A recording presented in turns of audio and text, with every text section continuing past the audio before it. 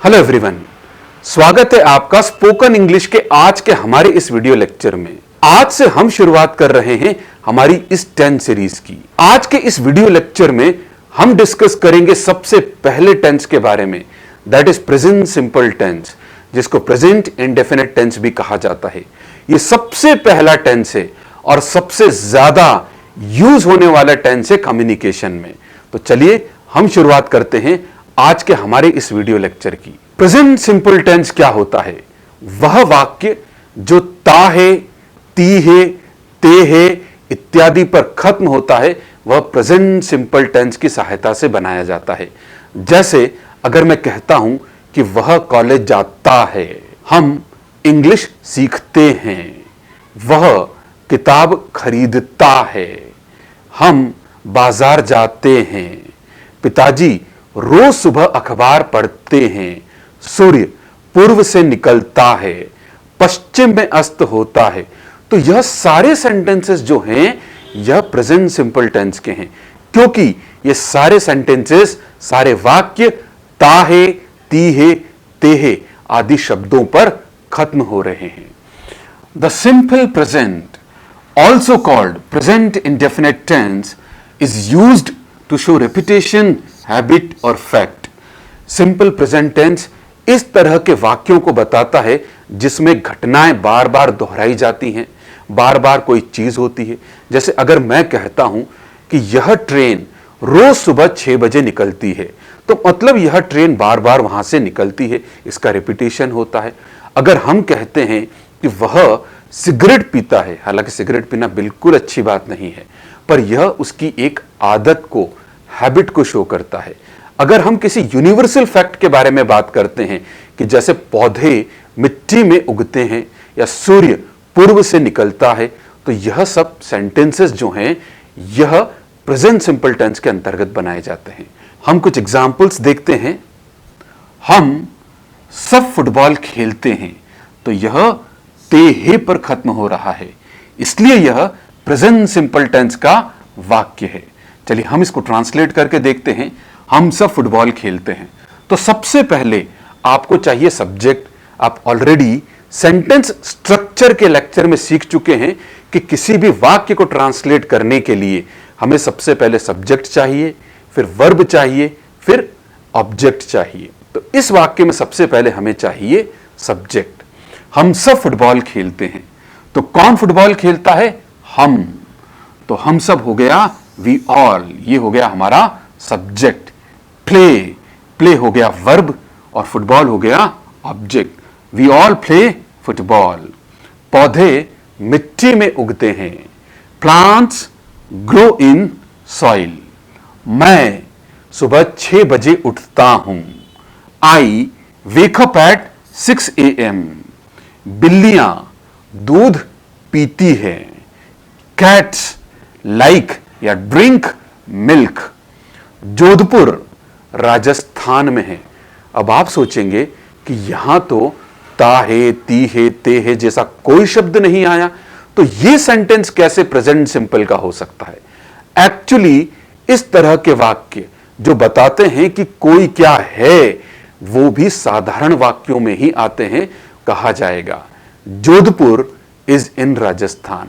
For an example, अगर मैं कहता हूं कि वह डॉक्टर है, ही इज अ डॉक्टर, तो यह भी एक सिंपल सेंटेंस है प्रेजेंट टेंस का। चलिए अब हम समझते हैं कि प्रेजेंट सिंपल टेंस का सेंटेंस स्ट्रक्चर क्या होता है। प्रेजेंट सिंपल टेंस में जब भी हम किसी वाक्य को बनाते हैं, तो सबसे पहले अफर्मेटिव सेंटेंस, अफर्मेटिव यानी सकारात्मक वाक्य, यानी वह वाक्य जिसमें हम नहीं का प्रयोग नहीं करते हैं, ना ही कोई प्रश्न पूछा जाता है, वह कहलाते हैं अफर्मेटिव सेंटेंसेस। तो अफर्मेटिव सेंटेंस बनाते समय सबसे पहले हमें जरूरत होती है सब्जेक्ट की, उसके बाद आता है वर्ब का फर्स्ट फॉर्म। और अगर हमारा सब्जेक्ट, हमारा कर्ता अगर थर्ड पर्सन सिंगुलर है, थर्ड पर्सन सिंगुलर यानी ही, शी या इट है, तो हम वर्ब के साथ या तो एस लगाएंगे या ईएस लगाएंगे या आईईएस को ऐड करेंगे और उसके बाद आएगा ऑब्जेक्ट। सेंटेंस स्ट्रक्चर समझने के बाद हम समझेंगे कि कहां पर हम एस का प्रयोग करेंगे, कहां ईएस ऐड करेंगे और कहां पर आईईएस को ऐड किया जाएगा। नेगेटिव सेंटेंस यानी नकारात्मक वाक्य, वह वाक्य जिसमें हम नहीं का प्रयोग करते हैं। ऐसे वाक्य बनाते समय सबसे पहले सब्जेक्ट आएगा और सब्जेक्ट के आधार पर हम हेल्पिंग वर्ब डज या डू का प्रयोग करते हैं और उसके बाद आता है नॉट और उसके बाद वर्ब का first form, then object. Negative sentence बनाते समय हम एस, ईएस या आईईएस को रिमूव कर देते हैं, हटा देते हैं। देन कम्स इंट्रोगेटिव सेंटेंस यानी ऐसे वाक्य जिसमें प्रश्न पूछा जाता है। ऐसे वाक्य बनाते समय सबसे पहले हम हेल्पिंग वर्ब डज को पुट करते हैं या डू का प्रयोग करते हैं। डज और डू का प्रयोग वाक्य में सब्जेक्ट के अनुसार होगा। उसके बाद आता है सब्जेक्ट, देन वर्ब का फर्स्ट फॉर्म और फिर ऑब्जेक्ट। अब हम समझते हैं कि कहां पर हम वर्ब में एस ऐड करेंगे, ईएस ऐड करेंगे या आईईएस को ऐड करेंगे। वे वर्ब जो एंड होते हैं, वे वर्ब जो एंड होते हैं एस पर, सी एच पर, एस एच पर, एक्स पर, जेड पर या ओ पर, और अगर हमारा सब्जेक्ट थर्ड पर्सन सिंगुलर है, थर्ड पर्सन सिंगुलर यानी अगर हमारा सब्जेक्ट ही, शी या इट है तो हम वर्ब में आखिरी में ईएस को ऐड कर देंगे। हम कुछ ऐसे एग्जाम्पल्स लेते हैं ताकि आप बेहतर तरीके से समझ सकें। सबसे पहले एस एस पर एंड होने वाले वर्ब्स जैसे स्ट्रेस। स्ट्रेस का मतलब होता है किसी बात पर जोर देना या दबाव देना। तो स्ट्रेस को हम कैसे लिखेंगे? S T R E double S E S. पर ये तब लिखेंगे जब हमारा सब्जेक्ट थर्ड पर्सन सिंगुलर होगा। देन गेस, गेस मतलब होता है अंदाजा लगाना, तो जी यू ई डबल एस और आखिरी में ई एस को हम ऐड कर देंगे। Express, expresses. अब हम लेते हैं एग्जाम्पल ओ से एंड होने वाले वर्ब्स के बारे में। ऐसे वर्ब जो ओ से एंड होते हैं जैसे गो, तो गो को कैसे लिखेंगे? G O E S, goes. और डू को कैसे लिखेंगे? D O E S, does. ऐसे वर्ब जो एक्स पर एंड होते हैं जैसे फिक्स, तो फिक्स को हम लिखेंगे फिक्सेस, मिक्स को मिक्सेस, रिलैक्स को रिलैक्सेस, एटसेट्रा। देन ऐसे वर्ब जो जेड पर एंड होते हैं जैसे बज, बज मतलब होता है भनभनाना, तो हम लिखेंगे इसको बजेस। देन फ्रीज, तो फ्रीज को लिखेंगे हम फ्रीजेस।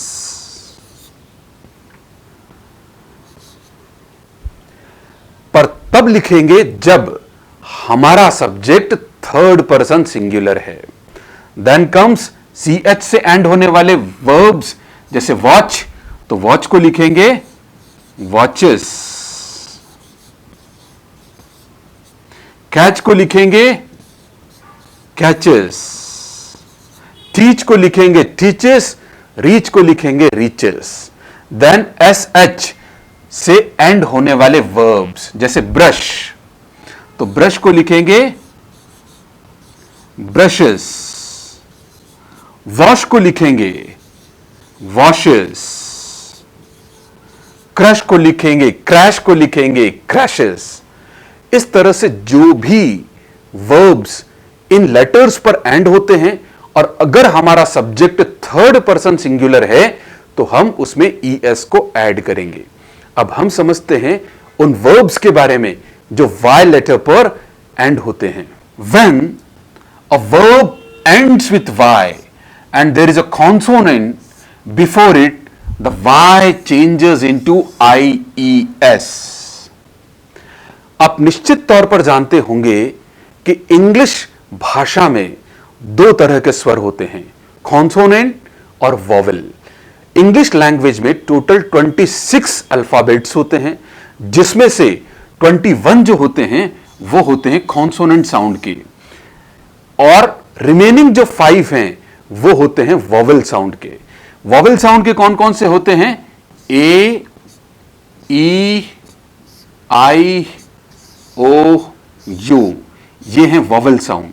और जो रिमेनिंग अल्फाबेट्स हैं जैसे B, D, F, M, T, P, L, Z, ये सारे रिमेनिंग जो अल्फाबेट्स हैं ये सब कहलाते हैं कॉन्सोनेंट साउंड के अल्फाबेट्स। तो जब भी कोई वर्ब वाई पर एंड होता है और वाई से पहले अगर कोई कॉन्सोनेंट अल्फाबेट आता है तो हम वाई को रिमूव करेंगे, हटाएंगे और उसकी जगह पर आई ई एस को ऐड करेंगे। हम कुछ एग्जांपल्स लेते हैं, जैसे फ्लाई, तो वाई पर ये एंड हुआ है और उसके पहले हमारे पास अल्फाबेट आया है एल, जो एक कॉन्सोनेंट साउंड का अल्फाबेट है। तो इसको हम लिखेंगे F L I E S, flies. Try को लिखेंगे T R I E S, tries. Cry को लिखेंगे cry, C R I E S, cries. परंतु जब कोई वर्ब वाई से तो एंड होता है परंतु वाई से पहले कॉन्सोनेंट नहीं आता है, वहां पर अगर वॉवेल आता है, वॉवेल यानी ए, ई, आई, ओ, यू में से कोई लेटर आता है, तो हम वहां पर सिंपली एस को ऐड करेंगे। हम कुछ एग्जांपल्स लेते हैं, जैसे बाय, तो बाय को हम लिखेंगे B U Y S, buys. Pay को लिखेंगे P A Y S, pays. Say को लिखेंगे S A Y S, says. Play को लिखेंगे P L A Y S, plays. पर ये सभी रूल तभी लागू होंगे जब हमारा सब्जेक्ट थर्ड पर्सन सिंगुलर है, यानी ही, शी या इट है। चलिए अब हम बात करते हैं कि किस तरह से सेंटेंस स्ट्रक्चर्ड किया जाता है, वाक्य विन्यास किया जाता है प्रेजेंट सिंपल टेंस में। हम दो सेंटेंसेस लेते हैं यहां पर। हमारा सबसे पहला सेंटेंस है अक्षय बस से कॉलेज जाता है, और हमारा दूसरा सेंटेंस है मैं बस से कॉलेज जाता हूं। अब आप देखिए कि जब हमारा सब्जेक्ट थर्ड पर्सन सिंगुलर है, यानी ही, शी, इट या कोई सिंगुलर नाउन है, तो उसके साथ हम वर्ब के फर्स्ट फॉर्म को ऐड करते हैं और उसके बाद वर्ब में एस, ई एस या आई ई एस का प्रयोग किया जाता है, उसको ऐड किया जाता है। अब कहां पर एस आएगा, कहां ई एस आएगा, कहां आई ई एस आएगा, ये आप ऑलरेडी डिटेल में समझ चुके हैं। उसके बाद आएगा object. For an example, Akshay बस से कॉलेज जाता है, तो कौन बस से कॉलेज जाता है? तो सबसे पहले आ गया अक्षय।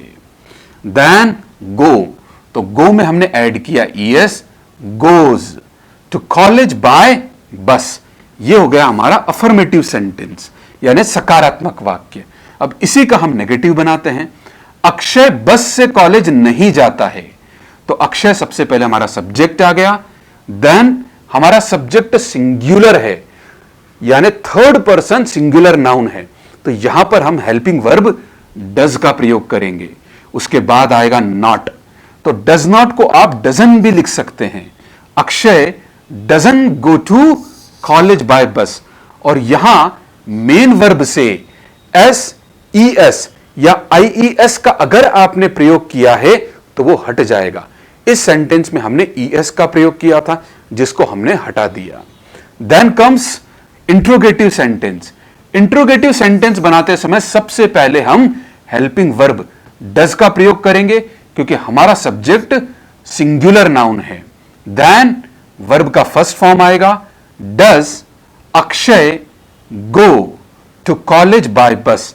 क्या अक्षय बस से कॉलेज जाता है? यह हो गया हमारा इंट्रोगेटिव सेंटेंस। अब हम सीखते हैं कि किस तरह से हम आई, यू, दे, वी या किसी भी प्लूरल नाउन के साथ कैसे सेंटेंस बनाएंगे। जब भी हमारा सब्जेक्ट आई होता है, यू होता है, दे होता है, वी होता है, या कोई प्लूरल नाउन होता है जैसे स्टूडेंट्स, पीपल, तो हम वर्ब के फर्स्ट फॉर्म को यूज करेंगे। यहां पर कोई भी एस, ई एस या आई ई एस का प्रयोग नहीं होगा और उसके बाद आएगा हमारा ऑब्जेक्ट। फॉर एन एग्जाम्पल, मैं बस से कॉलेज जाता हूं, तो कौन बस से कॉलेज जाता है? मैं। तो ये हो गया I go to college by bus. Then comes negative sentence. Negative बनाते समय हम डू नॉट का यूज करते हैं। आई डू नॉट, इसको आप डोंट भी लिख सकते हैं। I don't go to college by bus, मैं बस से कॉलेज नहीं जाता हूं। इसके बाद आता है इंट्रोगेटिव सेंटेंस। इंट्रोगेटिव सेंटेंस बनाते समय, प्रश्नवाचक वाक्य बनाते समय सबसे पहले हम डू को पुट करेंगे। Do I go to college by bus, क्या मैं बस से कॉलेज जाता हूं? तो इस तरह से हम प्रेजेंट सिंपल टेंस में अफर्मेटिव, नेगेटिव और इंट्रोगेटिव सेंटेंसेस को बनाते हैं। अब हम कुछ एक्सरसाइजेस करते हैं ताकि बेहतर तरीके से आप इस टेंस को समझ सकें।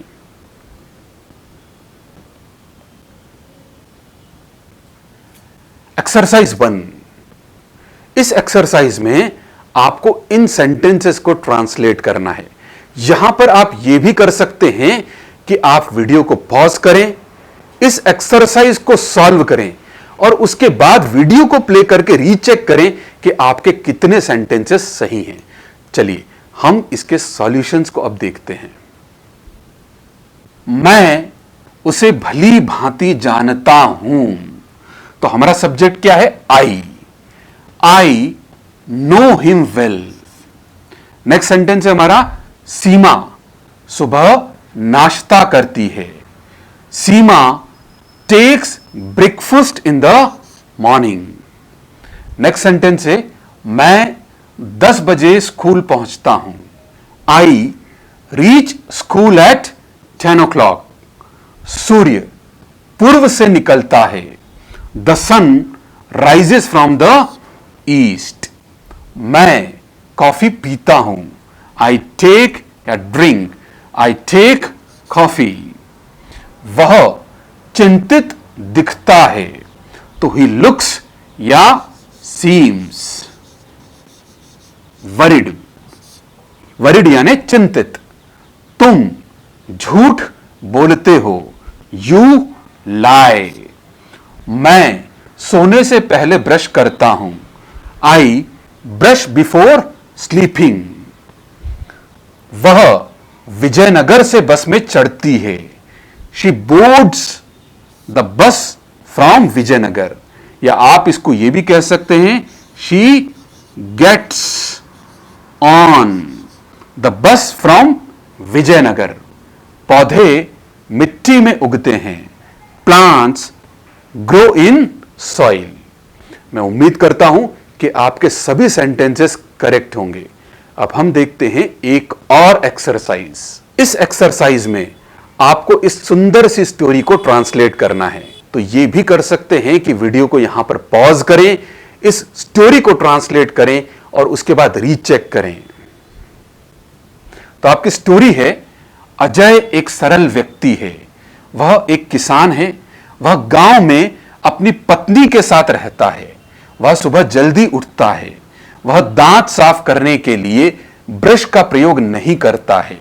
वह नीम के पेड़ की छोटी टहनी, जिसको हम दातून कहते हैं, से दांत साफ करता है। नहाने के बाद वह नाश्ता करता है। वह सुबह जल्दी अपने खेत पर जाता है। वह बाजार से खाना नहीं खरीदता है। वह इसे अपने खेत में उगाता है। वह कुछ सब्जियां जैसे आलू, प्याज और टमाटर भी उगाता है। वह रोज शाम को उसकी पत्नी के साथ गांव के मंदिर जाता है। अजय उसके जीवन से बहुत संतुष्ट है। चलिए अब हम देखते हैं सॉल्यूशन को। ये पूरी स्टोरी प्रेजेंट सिंपल टेंस में बनी है।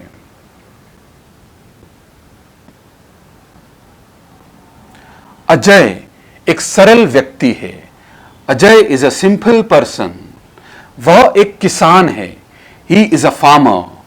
वह गांव में अपनी पत्नी के साथ रहता है। He lives in village with his wife. वह सुबह जल्दी उठता है। He gets up early in the morning. वह दांत साफ करने के लिए ब्रश का प्रयोग नहीं करता है। He doesn't use toothbrush to clean his teeth. वह नीम के पेड़ की छोटी टहनी से दांत साफ करता है। He cleans his teeth with a small twig of neem tree. नहाने के बाद वह नाश्ता करता है। He takes breakfast after bath. वह सुबह जल्दी अपने खेत पर जाता है। He goes to his field या farm early in the morning. वह बाजार से खाना नहीं खरीदता है। He doesn't buy food from market. वह इसे अपने खेत में उगाता है। He grows it in his field. वह कुछ सब्जियां जैसे आलू, प्याज और टमाटर भी उगाता है। He also grows some vegetables. Vegetables like potatoes, onions and tomatoes. वह रोज शाम को उसकी पत्नी के साथ गांव के मंदिर जाता है। He goes to village temple with his wife every evening. Ajay उसके जीवन से बहुत संतुष्ट है। Ajay is very satisfied with his life. तो ये था हमारा ट्रांसलेशन। मैं उम्मीद करता हूं आपके सभी सेंटेंसेस करेक्ट होंगे। अब हम एक और एक्सरसाइज करते हैं। एक्चुअली प्रेजेंट सिंपल टेंस एक बहुत महत्वपूर्ण टेंस है and to reinforce our learning, हम बेहतर तरीके से इसको समझ सकें, इसके लिए हम ज्यादा से ज्यादा एक्सरसाइजेस कर रहे हैं। इस एक्सरसाइज में आपको दो कैरेक्टर दिए हैं, अजय और विजय। यहां पर अजय खुद का डेली रूटीन यानी दिनचर्या बता रहा है और वो किस तरह से बता रहा है। वो कहता है, मैं रोज सुबह 6 बजे उठता हूं। नहाने के बाद 7 बजे मैं नाश्ता करता हूं। तैयार होकर 7:30 बजे मैं स्कूल जाता हूं। मैं दोपहर 1 बजे स्कूल से आता हूं। दोपहर का खाना खाने के बाद मैं 1 घंटे विश्राम करता हूं। 3 से 5 बजे तक मैं पढ़ाई करता हूं। 5 से 7 बजे तक मैं दोस्तों के साथ खेलता हूं। 8 बजे रात्रि भोज करने के बाद मैं होमवर्क करता हूं। सोने से पहले मैं रोज 15 मिनट ध्यान करता हूं। मैं रात्रि 10 बजे सो जाता हूं। अब आपको इन सारे सेंटेंसेस को ट्रांसलेट करना है। आई होप आप सभी सेंटेंसेस को करेक्ट करेंगे। चलिए हम इनके सॉल्यूशंस देखते हैं।